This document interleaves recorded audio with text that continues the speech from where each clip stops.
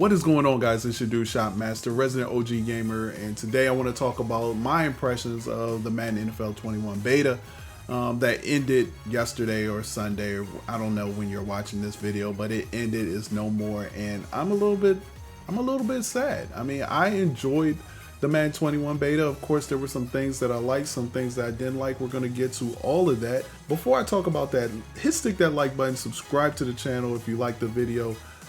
Also, guys, make sure you keep spamming the Fix Madden franchise.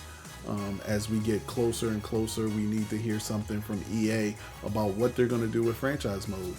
Obviously, in the beta, there was no franchise mode. It was only limited to 4 teams, and I was a little perplexed by the 4 teams that they chose. Like, I can understand the Bucks, you know, with Tom Brady, their receiving core and everything. I can kind of understand Lamar Jackson, the cover boy MVP, and I can kind of understand the Chiefs with Mahomes and that dynamic offense. But the thing that really worried me was Atlanta. Like, why was Atlanta in the demo? I really would have loved to see a Tennessee Titans or somebody with a big time running back, because I think that's what's missing. I think as I talk about this review and talk about the Madden NFL 21 beta and Madden NFL 21 as a whole, I think the key word is balance. And I really feel like the developers are trying to get some kind of balance in the game. So it kind of perplexed me that there wouldn't be a big time running back in the beta so that you can see how good or how less effective running was. Now, with that said, I actually thought running was pretty good, which makes me feel like running is still going to be a very viable option in this game. I mean, but this was an offensive game. This beta was, I mean, if you couldn't put up 35 plus points, if you couldn't put up 35 plus points in this beta, then you were doing something wrong. The zones were completely broken. I feel like you couldn't click on was kind of unresponsive. I wrote some things down, so we'll talk about that as we go along. The first thing I want to talk about, which everybody is talking about, one of the two big things is the user defender. Now, I feel like the user defender is actually okay. I don't mind the user defender that much. I actually like that he can't change direction. I mean, if I was to fix anything, it would be that he is a little bit faster. If I'm using the middle linebacker, I need him to be just a little bit faster. But other than that, I'm fine. You shouldn't be able to just go from covering the drag to then covering a post. Like, that shouldn't happen. In fact, I feel like it's perfect. You have literally 2 seconds from when they snap the ball to go cover somebody, and if you don't, then you're going to get dotted up in this game. I mean, you have to commit to a route. You have to commit to an area. If you don't, if you hesitate, that hesitation will burn you, and I'm totally fine with that.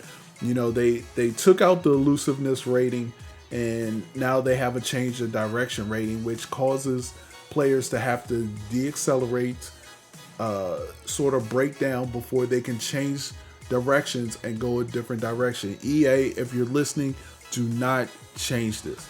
If you're going to change anything, make the user a tad bit faster to be able to cover the route that he's committed to. But other than that, I wouldn't do it. Now, some of the things that I always check out in all the betas is I check out shading, and I feel like shading still doesn't work. But the other thing that I want to talk about is the contains. You know, they touted the contains as something that was going to make sure that they're going to keep these mobile quarterbacks like Lamar Jackson, Patrick Mahomes in the pocket, and they did not do that.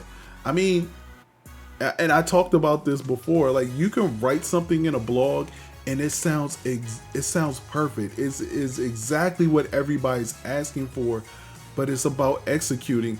And I don't feel like they executed the contains like they portrayed them to be in the blog. In the blog, they said the contains were going to be wider. They were going to not pass rush aggressively and make sure that they keep the quarterback inside the pocket. And I just feel like in the beta, that didn't exist at all. One of the things I did love about the beta, and probably my second best thing that I loved about the beta, was the quick throws. The ability for a quarterback to just get those quick throws out of their hands. No more the pressure was non-existent anyways, but the fact that you can actually just throw slants right away, if a guy's open, throw right away, was amazing. The fact that there are no more inaccurate quick throws is amazing. It's going to open up the offense. The fact that you can throw a flat and be able to steer it and still be able to gain yards after you throw it, it's just making the offense amazing and more dynamic. And I think the offense is definitely above the defense right now when it comes to Madden NFL 21, if things stay the same. If things stay the same, this is going to be an offensive game that not only can you run the ball on, but you can throw the ball as well. I just don't think they give the defense enough abilities, enough counters to all the stuff that the offense can do. So, other polarizing thing was film study. Earl Thomas's film study, and I'm going to talk about it briefly because I think it definitely needs to be talked about. So the ability that Earl Thomas has is called film study, and basically if you call the same play three times, not even three times in a row, but if you call the same play three times, then Earl Thomas will be able to see your plays and know every adjustment that you make out of that play, which is ridiculous. Now, I know a lot of guys actually like this. They feel like it's going to help them, but against somebody who knows what they're doing, it's not going to help you. Like, how many times in Madden 20 did you know a rollout corner was coming, but you still couldn't stop it? Like, just because you know the play is coming does not mean that you're going to be able to stop the play. Like, you still have to adjust. It doesn't tell you what adjustment. Like, he doesn't tell his corner, okay, you know what? He's going to do this deep corner route. So instead of doing a flat, I need you to do like a cloud and then drop like 30 yards. He doesn't do that. He basically just shows the play art. And a lot of times we know what's coming anyways, especially if a guy has done it more than 3 times. The only thing that I can say that I really don't want this to be in the game is for when people run the ball. And if I run stretch and you can see that I'm running stretch, why wouldn't you run commit? If run commit is better, but why wouldn't you run commit? That's the only thing I would say. Again, I don't think it's going to help people as much as they think it is. I was on a panel the other day on Bugatti Buggs. I was on his Twitch show, his Twitch podcast, Bridging the Gap. And we were talking about film study, and Chaos made a great point that he doesn't care about film study, the X factor when it comes to playing weekend league or any Joe Schmo.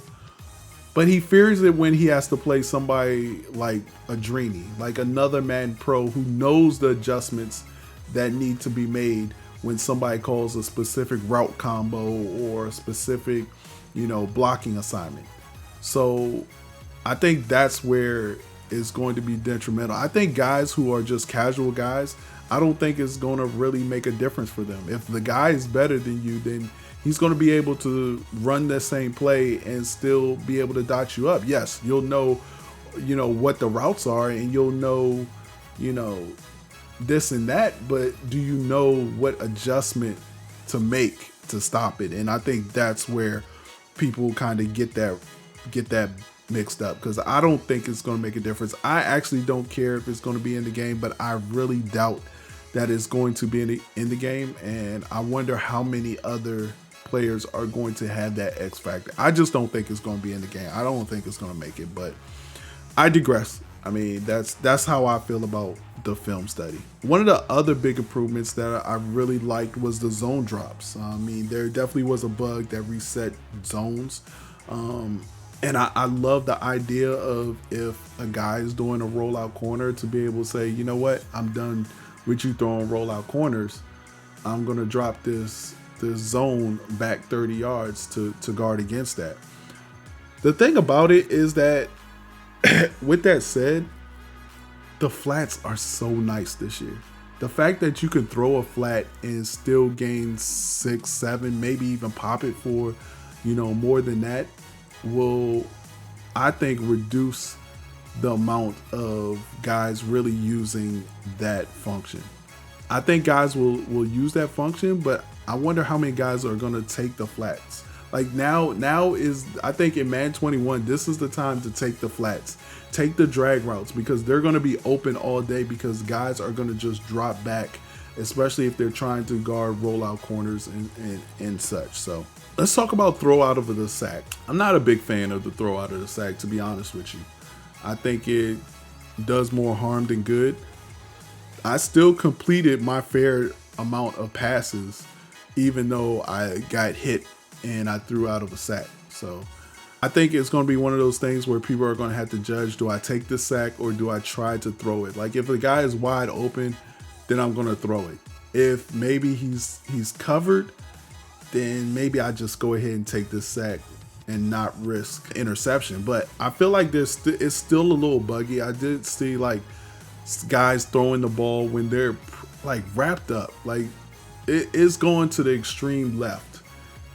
Guys are throwing the ball right before they hit the ground.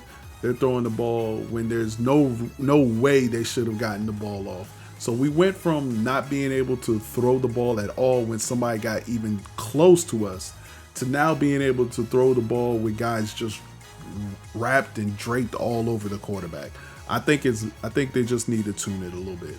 Screenplays I felt were broken. I could not get my guy to, unless a guy was like all out blitzing, my running back ran away from my blockers. My blockers did not get out far enough, and I don't know if that's a ratings thing or a mechanic thing. I put it in the feedback, but I didn't feel like the screenplays were good enough and viable enough. And I just feel like, and that's the problem with screenplays every year, is that you put them in the game, but they're not viable. They don't do what they're supposed to do. We just came from Madden 20 where people were sending 7 and 8 all the time. And you couldn't even throw a screen pass because one, your quarterback could not get the ball out fast enough. And two, your running back would get stuck on a lineman and wouldn't be able to get there. Or if you did complete it to him, he has to stutter and stop so much to get it that defenders who are rushing the quarterback are able to turn around and catch him. So they got to make screens viable again. And I know a lot of competitive guys don't like screens. They don't throw screens. You hardly ever throw screens, but I just think it needs to be viable. When the RPOs, the bubble alerts, like when you throw a bubble now, it's so good. It is so good now throwing a RPO bubble and your guy catches it and is able to, make the first guy miss, because you get control of your guy immediately. It's no your guy just standing there for like 20 seconds waiting for the ball. No, you're able to go up the field as the ball is coming towards you, which makes all the difference on those bubble screens and such. Pursuit angles. I feel like pursuit angles were still a little issue. They were definitely a big issue when it came to open field. I just felt like when I was in the open field, I was going to get by everybody, because especially the computer, because they were going to take bad angles. So the pursuit angles were still bad in open field. They're a little bit better when it comes to pursuing the ball carrier from like the linebacker spots. But once your running back got into the open field and it was him in the safety or the corner, they still took bad pursuit angles. And I don't know if that's just that their ratings are low, because in the demo, in the beta, there really weren't any great defensive teams. So you didn't really have great defensive players on the defensive side on any of the 4 teams other than Earl Thomas. So that could have been an issue too. But once you were out in the open field, I felt like the ball carrier moves were good. The dead leg, the jurtle, which they called it, was great. I don't like the truck being the triangle and the hurdle being the flicking of the right stick. I just think that's I want to know their reasoning behind that. Like, why would they put that? Why would they put that there? So I don't like that. And other than that, I thought I had fun playing the beta. You know, it didn't last. I wish it lasted longer. The playbooks weren't really. There were some new formations, but the playbooks were pretty much the same. So I would love to see more playbooks. And we're supposed to get a playbook blog soon, so maybe that will shed some light on what they're doing with playbooks. But I'm liking what I'm seeing because I feel like their intentions, now again, intentions and execution are two different things, but I feel like their intentions are to make the game balanced.